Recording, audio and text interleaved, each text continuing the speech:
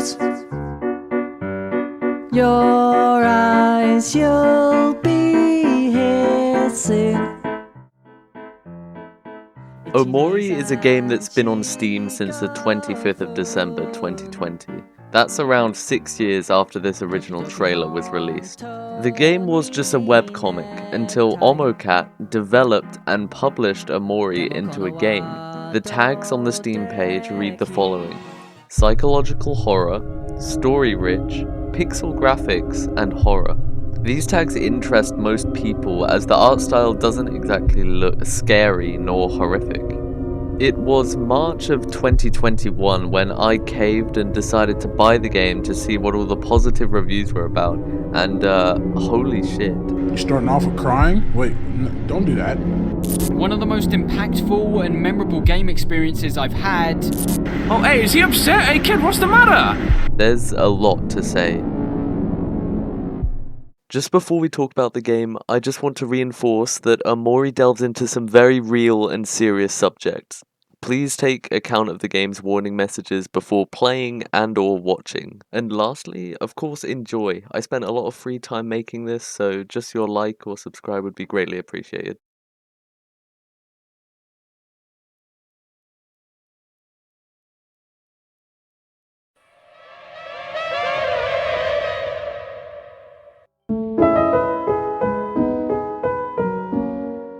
The first thing I'll talk about is the premise of the game. If I were to boil the game down to simple elements, I would say that Omori is a story game with a lot of RPG elements that are necessary to progress the story.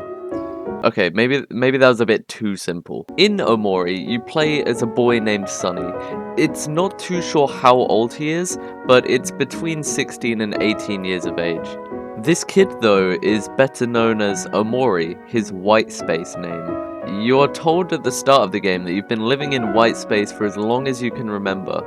This is Sunny's dream world that he's been spending the majority of his time in to avoid the real world. The reason for this is unknown at the start. It's made very clear early on though that in white space you have one goal: to find your recently missing friend Basil. To find him, you and your friends, being Omori, Kel, Hiro, Aubrey, and Mari, will explore some exotic and bizarre places within white space that you really must just see for yourself.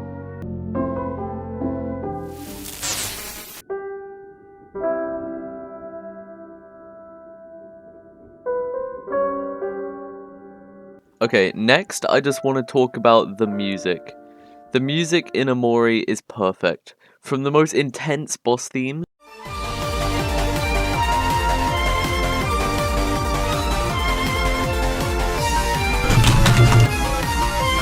to the most reassuring and relaxing song as you eat a picnic. I'm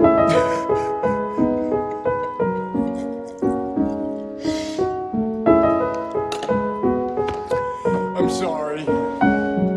The perfect choice of music is what makes Omori so emotionally heart-wrenching to play at times. Some of my favorite songs in the game are, of course, Final Duet, By Your Side, World's End Valentine, and My Time. All of these just work so well within the game's theme.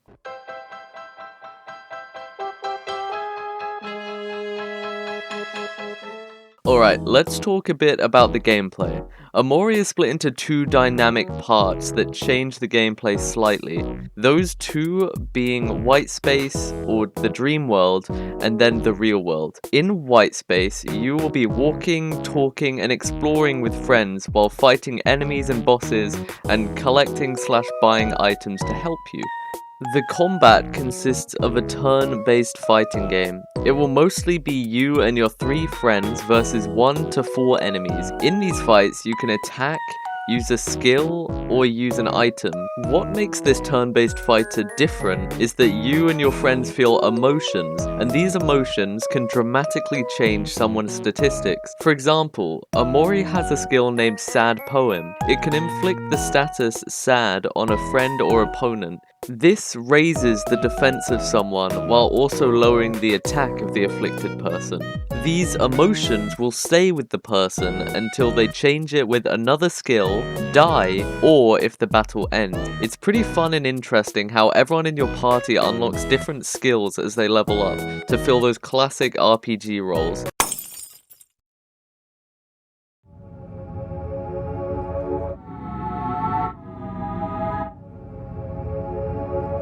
If you've been paying attention, you would have heard me mention how this game can be quite depressing and emotional. Well, that's because it is. I can't say much without spoiling, however, it's made quite obvious when, even before buying the game, Omori sticks out from his friends in White Space. After all, he is the only friend with that black and white color scheme, mostly looking emotionless and upset. You don't exactly need a diploma in English analysis to see that something about the game is off.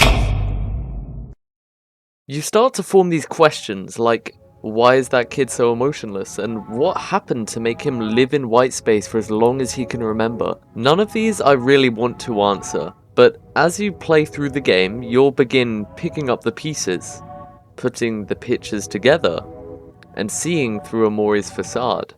And when you do, it's not so colourful and pretty.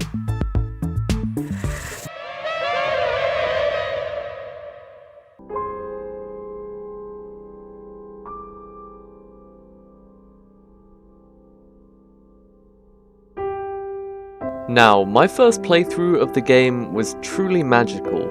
I don't enjoy every second of the game, however. The start was gripping, the story progression was a little on the slower side, and the mid-game was a bit grindy, even for an RPG, but the ending payoff made it all worth it. In retrospect, the game is just like a journey, for both the player and the characters in the game. The heights in Omori 100% outweigh the lows, and you have to remember, it may be a psychological horror game, but that's not all it is. The purpose of the game isn't to make you scared or afraid. Its purpose is to tell a propelling story that reveals every emotion on the goddamn spectrum. And Omori does just that, and more. The game has multiple endings with split paths which inspire tons of replayability, as well as a great modding community. So, in conclusion, Omori is not a game for everyone, sure. It's deep, implicit, frightening, and even challenging at times, but all I'm saying is it's overwhelmingly positive on Steam for a reason. Are you gonna go find out why?